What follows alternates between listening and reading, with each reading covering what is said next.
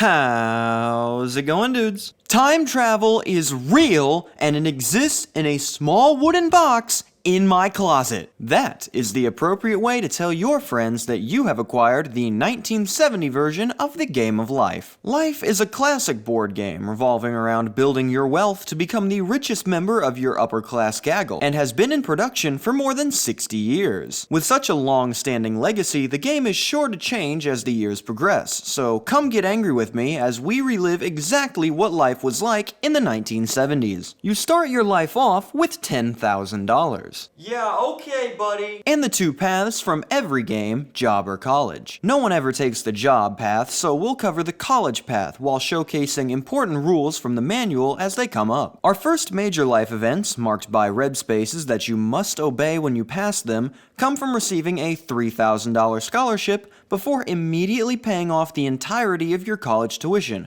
which totals $5,000 I'm going to stab someone. Unlike the newer games of life, you do not get to select your job, instead getting one based on the space that you land on. There are 6 jobs in the college section, with the two most desirable being of course doctor and lawyer, which each carry a salary of $50,000. Moving on from college, we reach our 20s, with some of the classic adventures of this age like having a birthday, getting hit by a tornado and starting your life over, or discovering $240,000 of uranium. This section's main gimmick is that you get to get married. Mazel tov. Put your second peg in the car and spin twice, once for wedding gifts from your bum friends, which could result in you getting no gifts at all, and a second time for your honeymoon, which is just another turn. This brings you into your 30s, the big changes here being you are now forced to purchase a house and you can now have children. Each child space nets you the respective colored peg and $1,000 from each player for each kid.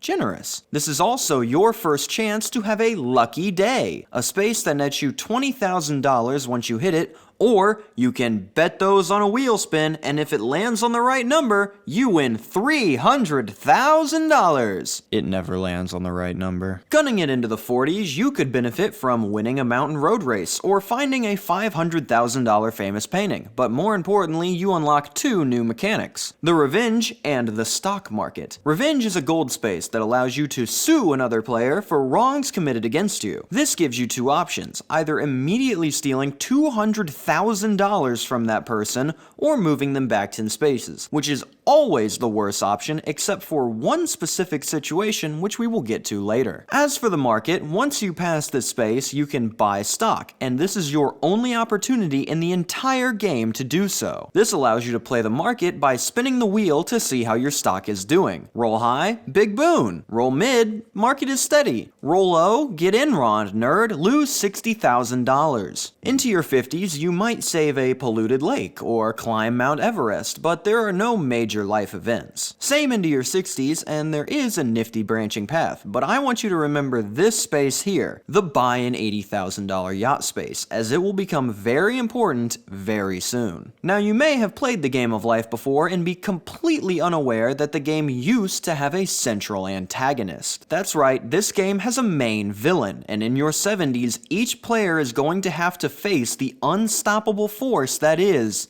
the orphans. The orphans emerge at this red space, the first major life event since purchasing a house in your 30s, and them being a red space grants them certain privileges. Red spaces in this game are unskippable, and are immune to helpful effects like share the wealth cards, meaning you are forced to pay the orphans the full $120,000 every time you pass this space. Okay, that's not so bad. $120,000 is a lot, but I've got nearly $800K by this point in the game, and I'll make it back in no time. You roll again, move your happy little family down the path, and land on bridge out ahead, move back 15 spaces. 15 spaces being all the way back to the purchase of another $80,000 yacht, and right back into the clutches of the orphans. This triangle has managed to hit at least 2 to 3 people every time we have played, with at least one of them being hit more than once. In that case, with the yacht,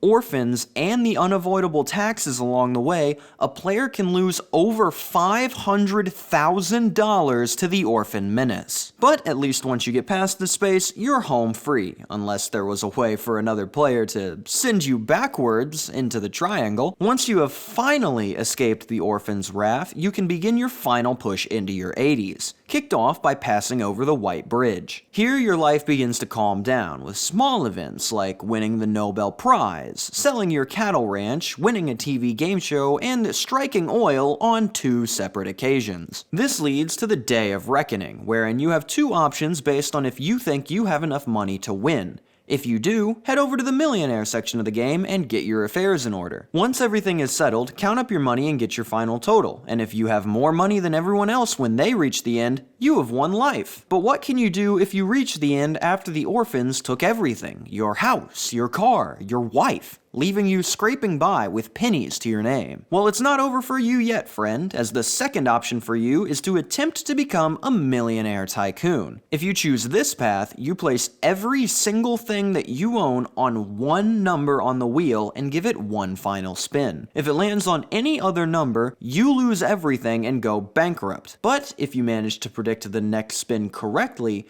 you are rewarded with your foresight by instantly winning the entire game. That's right, at the end of the game, anyone can choose to take a 10% chance to render the entire game you just played completely meaningless and instantly win. Incredible. And that, dear viewer, is your average life in the 1970s. Let me know in the comments what part of 1970s life you can't wait to make a comeback in the present day. I can't link the game scans like I've done with the other 2, so if you have any questions about the game, I'll happily be able to answer them below. And always remember, life hath no fury like that of a slighted orphan. Thank you for watching and have a fantastic day.